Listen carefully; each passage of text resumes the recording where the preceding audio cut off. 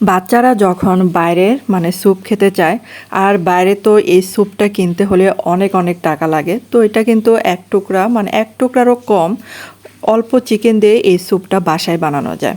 আসসালামু আলাইকুম সবাইকে, কেমন আছেন সবাই? আশা করি ভালো আছেন। আলহামদুলিল্লাহ, আমিও ভালো আছি। এখানে এই যে বুকের মাংস অর্ধেকটা নিয়েছিলাম, তারপর এই যে কয়েকটা রসুন দিলাম, আর আদা চিকন করে কেটে দিলাম, একটা পেঁয়াজ দিলাম, তারপর এই যে কিছু গোলমরিচ দিয়ে এই চিকেনটাকে আমি একটু সিদ্ধ করে নেব, আর এটা স্যুপের স্টক হিসেবে কাজ করবে। ঢাকনা দিয়ে এটা পানিটা যখন একটু শুকিয়ে যাবে তখনই কিন্তু এই যে আমি তুলে ফেলবো সবগুলো ছাঁকনির সাহায্যে। আর আমার চ্যানেলে যদি আপনারা নতুন হয়ে থাকেন, চ্যানেলটাকে সাবস্ক্রাইব করে পাশে থাকার অনুরোধ রইল। এবং এই ভিডিওটা যদি আপনারা ফেসবুকে দেখে থাকেন তাহলে অবশ্যই কিন্তু ভিডিওটা একটু শেয়ার করে দেবেন। তারপর একটা যে প্যানের মধ্যে সামান্য পরিমাণে তেল দিলাম, তারপর একটা রসুন কুচি দিলাম, আর এই যে চিকেনটা দিয়ে এখন সেই স্টকটা দিয়ে দেব।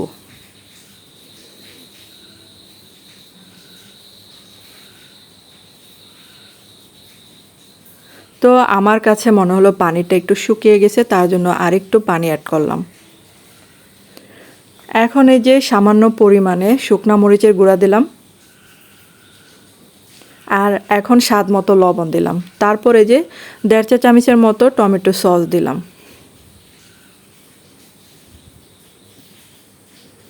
এখন এই যে সম্পূর্ণ ভালো করে মিশিয়ে নিতে হবে। তারপর এখানে একটা ডিম, আর এখানে একটু পানি দিয়েছিলাম ডিমের সাথে, কারণ হচ্ছে ডিমে যদি একটু পানি দিয়ে আমি স্যুপের মধ্যে ঢালি তাহলে কিন্তু জালিটা ছোট ছোট হবে, আর যদি আমি ডিমের মধ্যে পানি না দিই তাহলে জালিটা কিন্তু একটু বড় হবে। আর আমার কাছে মনে হলো যে আমি একটু ছোট করি, তার জন্য কিন্তু ডিমের মধ্যে একটু পানি দিলাম। আর এই যে কর্নফ্লাওয়ার গুলিয়ে রেখেছিলাম সেটা দিয়ে দিলাম এখন। তারপর এই যে এখানে 2-3টা কাঁচামরিচ কুচি সেটা দিয়ে দিলাম, আপনারা চাইলে পরেও দিতে পারেন। তারপরে যে 2-3 টুকরা আর কি লেবু রস দিয়ে দিলাম।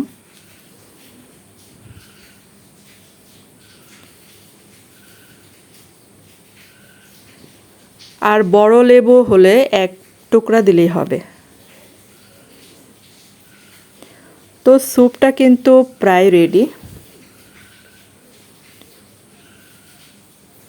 আর এই স্যুপটা যদি বাসায় বানিয়ে দেন, বাচ্চারা কিন্তু বাইরের স্যুপের আবদার করবে না, এতটা মজার হয় বাসার স্যুপ। আর বাসার স্যুপ খাওয়াটাও স্বাস্থ্যসম্মত, আর খরচও তেমন লাগে না।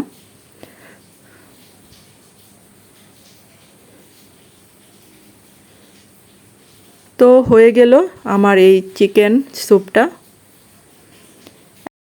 তো এখানে স্যুপের বাটিতে আমার বানানো স্যুপটা এখন এই যে ঢেলে দিচ্ছি।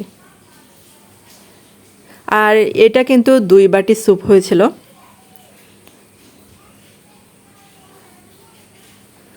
তো এই মজার স্যুপটা এবং ঝটপট বাসায় বানিয়ে দিতে পারেন বাচ্চাদের বা বড়দের, অনেক অনেক পছন্দ করবে।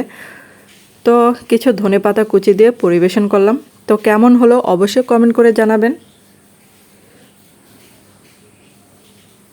তো ধন্যবাদ সবাইকে ভিডিওটা দেখার জন্য।